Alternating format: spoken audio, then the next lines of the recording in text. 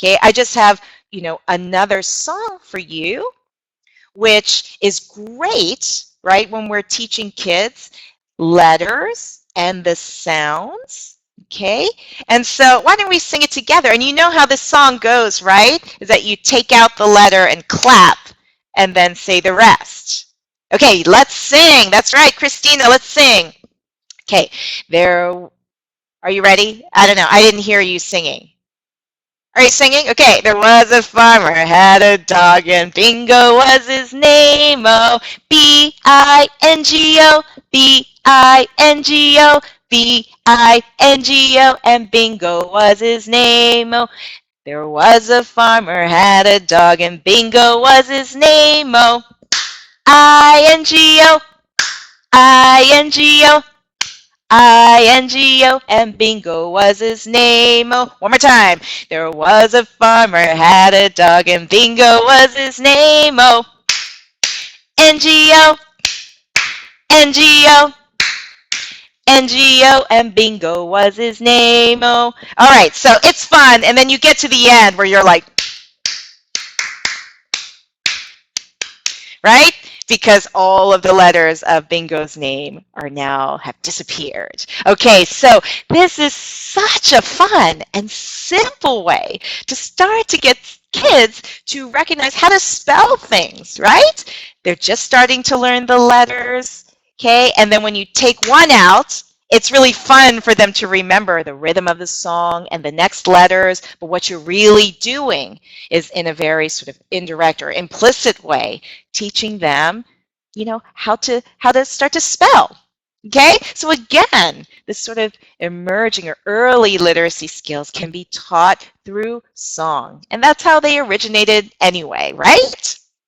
Okay, so what we're really talking about here now with these types of activities is actually what we call these dispositions of early literacy instruction, right? We're actually trying to cultivate, readers in our preschool children.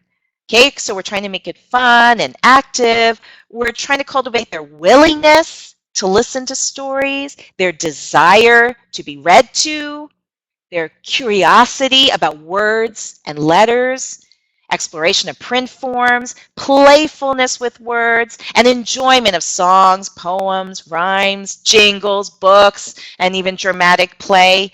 So it's these dispositions that are going to help you to actually build good and engaged readers. Okay, so that's why we have to make this type of instruction, right, fun for kids. All right. So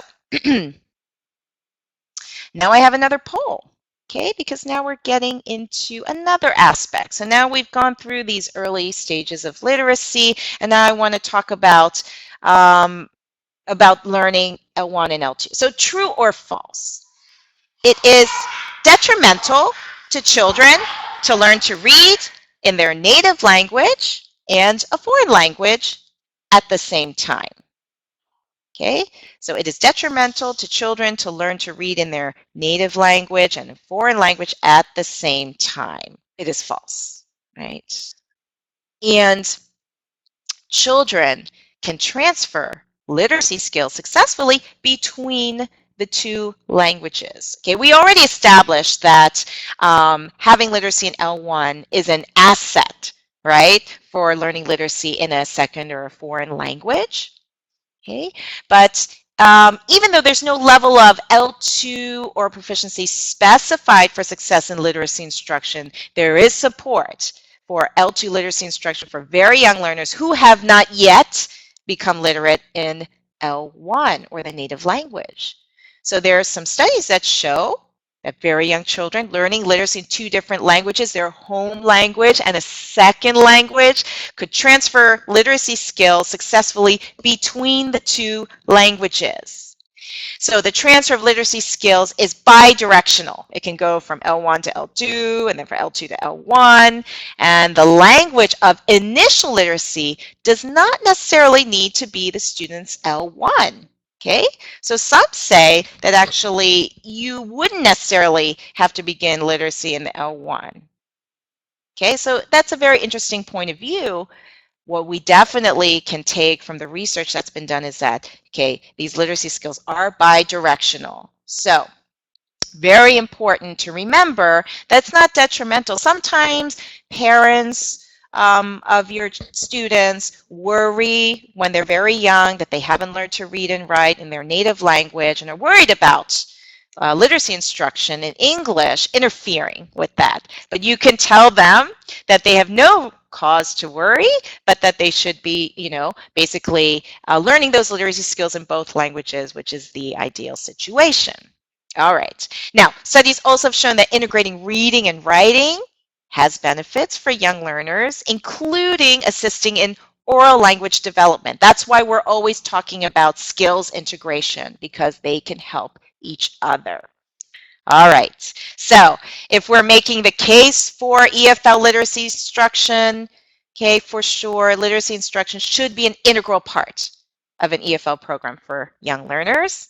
And integrating literacy instruction can actually assist in oral language development.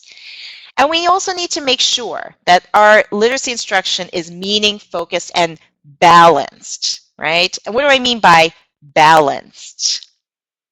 What do I mean by balanced? Okay, so there was and it's actually still ongoing. I was going to say for many years there has been. It's an ongoing debate about the benefits phonics instruction versus whole language, okay? And so it's been going on, I think, for decades. And educators, some have very strong points of view about one being more effective than the other. And of course, the phonics approach, right, that focuses on bottom-up processing skills, right? So if you will, phonics, right, that's bottom-up, right? You're starting with the sound-symbol relationship, okay? And you are, teaching that in order to decode written language. Okay, and that starts, as we said, with phonemic awareness, which helps children discriminate sounds in English, and then moves on to understanding that relationship between, sound and the letter. But of course, whole language is more top-down. Okay, I'll go back to this slide. It's top-down. And so that's focused on sort of the meaning of the text first, rather than decoding from letter to word to meaning. Okay, so that's what we mean by top-down approach. Okay, it's starting from children's knowledge of the world and experience with language and text, and build strategies for making meaning through that text.